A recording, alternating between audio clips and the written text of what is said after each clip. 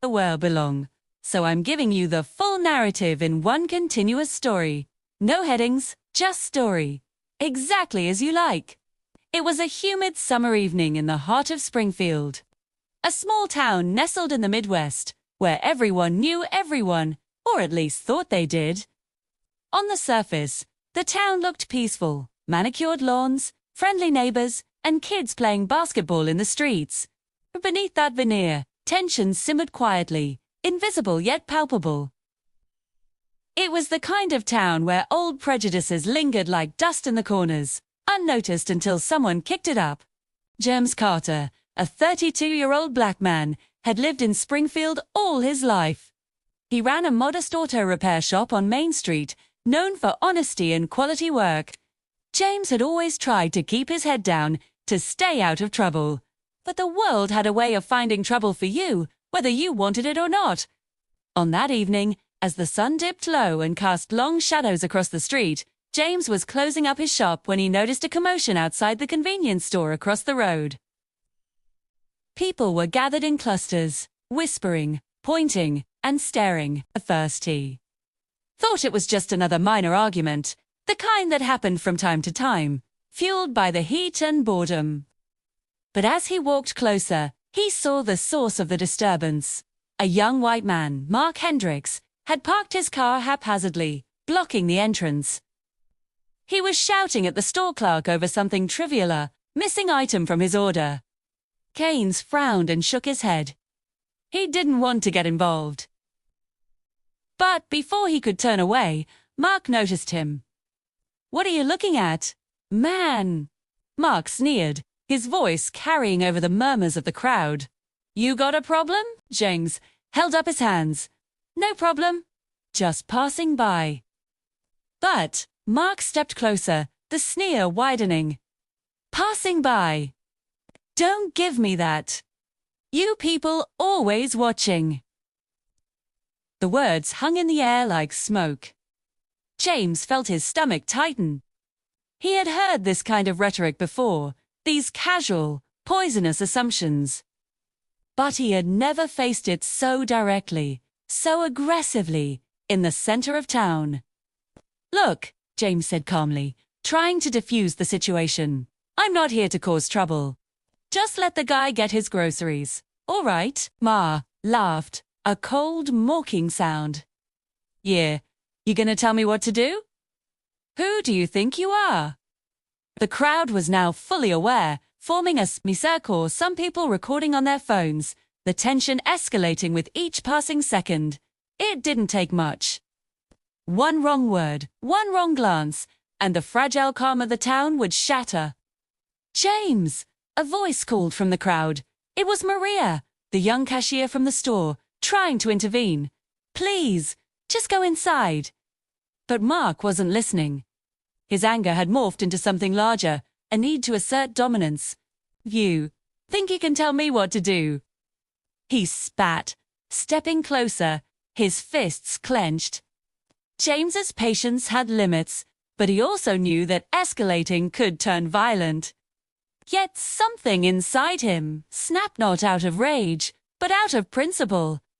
"No," he said firmly, "I'm not telling anyone what to do.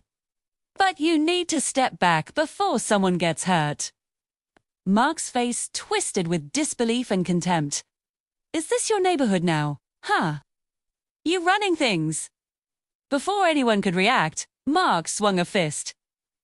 James, quicker than most expected, dodged, and the punch hit the ground behind him. "Throg," the crowd gasped, the tension erupting like a storm breaking over a calm sea. In an instant, chaos engulfed the street. People shouted, some trying to pull Mark back, others trying to restrain James, who was now defending himself. Punches were thrown, shoves exchanged, and the scene became a blur of anger, sweat, and fear. But in the midst of the chaos, a clear line had been drawn. It wasn't just a fight between two men. It was a microcosm of a much larger struggle, the unspoken systemic prejudice that had defined the town for generations. The police arrived minutes later, sirens blaring, and separated the combatants. Both James and Mark were taken to the station, their statements taken under harsh fluorescent lights, their words dissected and debated. The town was divided. Some saw James as a hero, standing up to aggression and prejudice. Others painted him as the aggressor, focusing on the scuffle rather than the provocation. Social media erupted, videos of the confrontation circulating, each clip edited and captioned to inflame passions. For James, the ordeal was far from over. He returned home that night, exhausted, bruised, and angry not just at Mark, but at the system that allowed hatred and fear to fester unchecked. He thought about the generations before him, the ancestors who had fought and suffered in silence, and he felt their strength coursing through him. The court date came weeks later. Mark's lawyers painted him as a victim, emphasizing the minor injuries he claimed to have suffered. James's attorney, a fierce black woman named Tamara Wilson, highlighted the provocation, the context of systemic racism, and the fact that James had acted in self-defense. The trial became a spectacle, attracting media from across the state. The town's residents packed the courtroom, some wearing shirts supporting James, others waving banners in defense of Mark. Outside, protests erupted, some peaceful, others violent. James sat through the proceedings with a calm resolve, knowing that truth, while often slow, had its way of prevailing. Witnesses testified, video evidence was played, and the narrative of the fight was slowly reconstructed.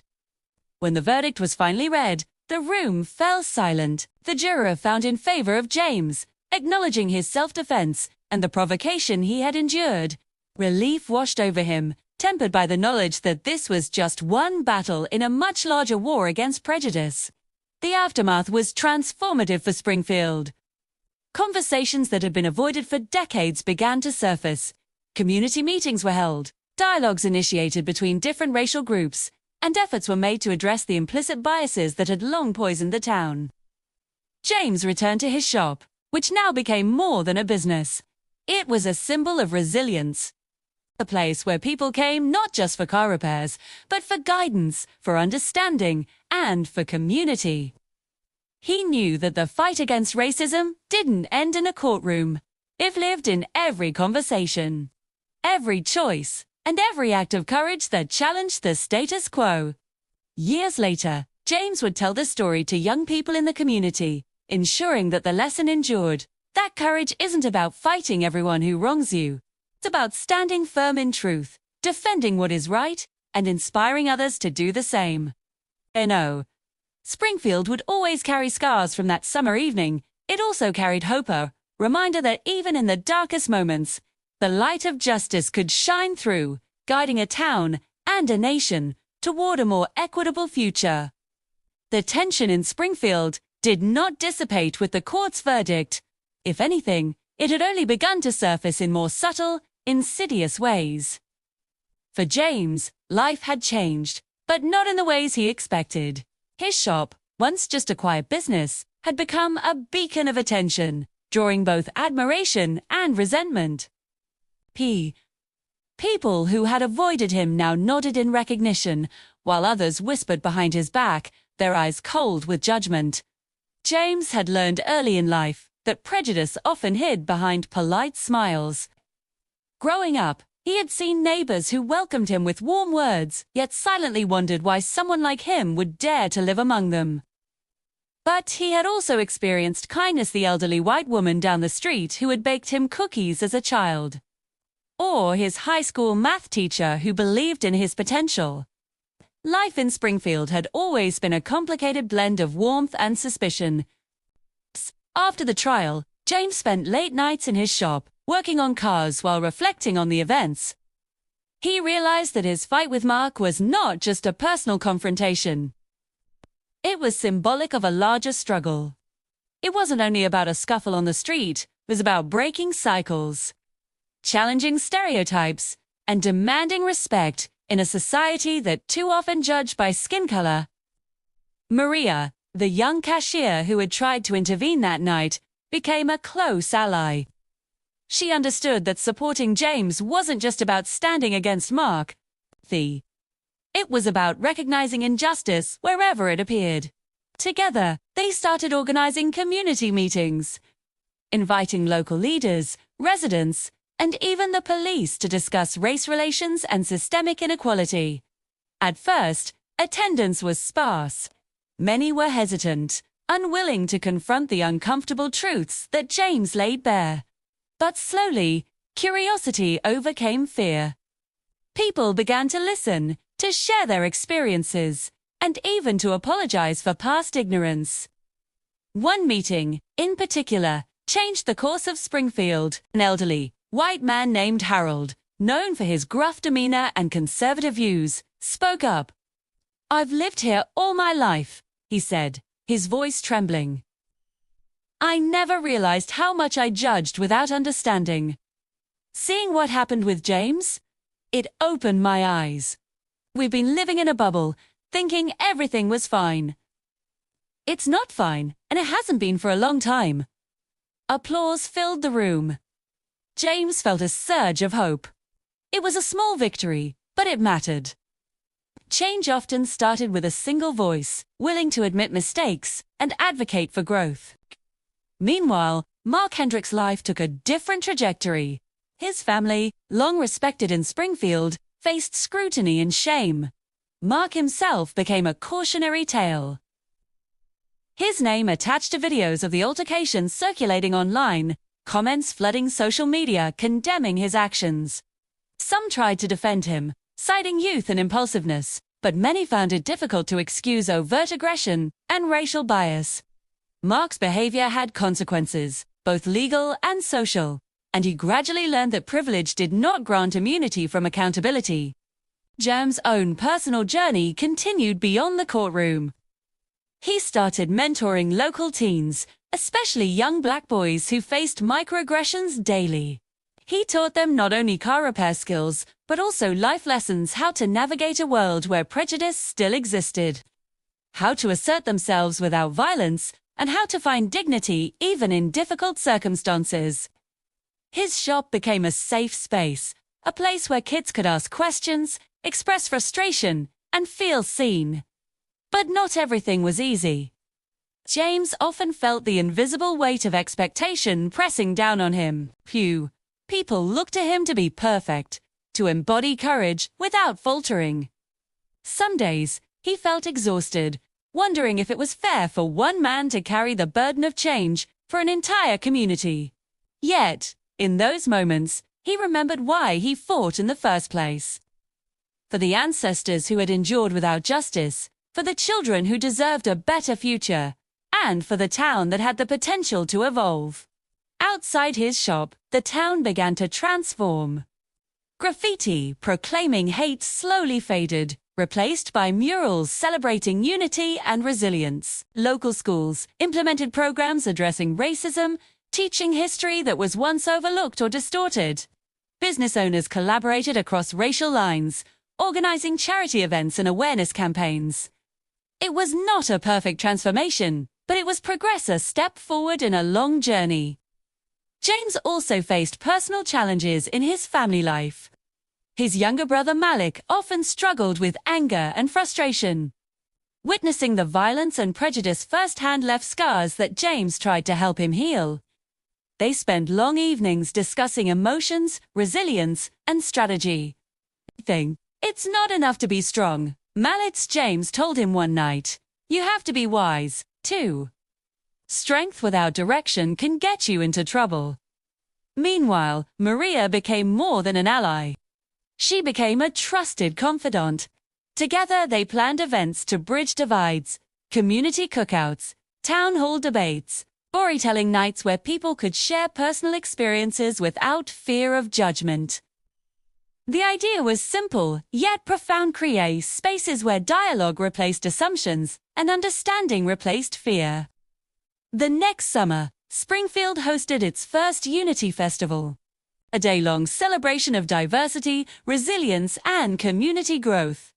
Black and white residents worked side by side, playing games, sharing food, and listening to speakers who had once been enemies, now advocates for reconciliation.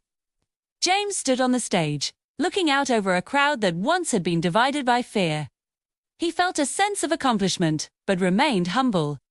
He knew the work was far from over. In the evenings, James returned to quiet moments in his shop. He reflected on the journey, understanding that progress was a process, not an event. Every conversation mattered, every choice counted, and every act of courage had a ripple effect. He also learned to forgive not necessarily for others' sake, but to free himself from the burden of resentment. Forgiveness didn't erase injustice. It gave him the clarity to keep fighting, to keep inspiring, and to keep building bridges. One particular evening, James received a letter from a schoolteacher in a nearby town, thanking him for sharing his story with her students. She wrote about how students of all races had started dialogues at home, confronting their own biases and learning empathy. James realized then that his actions had reached beyond Springfield, touching lives he might never meet. The weight of responsibility shifted into a source of motivation. Mark, now a young adult navigating the consequences of his choices, eventually approached James. It was awkward and tense, but he spoke sincerely. "I've been wrong," Mark admitted. "See now how much I've hurt people. Not just you, but the whole community. I don't expect forgiveness, but I want to learn, to do better." James studied him carefully. He had every right to anger, every right to reject Mark entirely. But he also recognized the opportunity for true growth. "Actions matter more than words," James replied. "Show me change, not apologies. Then maybe we can start over not as friends, but as people who've learned from the past." Over the next months, Mark did just that. He volunteered at James' shop, helping mentor teens, assisting with community events, and slowly building trust. It wasn't a clean slate. Some townspeople remained skeptical. But change, James knew, was never instantaneous. It was measured in persistence, humility, and accountability. Springfield became a case study for the region, a small town where confrontation had sparked transformation. Local news featured stories of reconciliation, racial dialogue, and proactive community initiatives. What had begun as a street fight evolved into a movement, demonstrating that courage, truth, and perseverance could challenge even deeply entrenched biases. James never forgot the fear he had felt that summer evening, the adrenaline, the potential for life-altering consequences. But he also never forgot the power of resilience, the strength found in unity, and the impact of standing for what was right.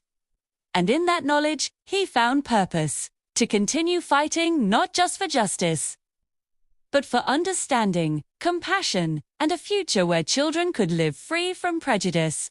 Years later, when new generations roamed the streets of Springfield, they saw murals, they attended festivals, too, and they heard stories of courage and confrontation that had reshaped the town. James' story became legend not for violence or revenge, but for the courage to challenge injustice, the wisdom to mentor, and the dedication to transform pain into progress. In a world still shadowed by prejudice, Springfield stood as a reminder that one man's courage, supported by allies and community, could ignite change. The line they couldn't cross wasn't a street or a boundary, it was the moral compass, the truth, and the willingness to confront fear with integrity. And in that truth, the town, and perhaps the country, found hope.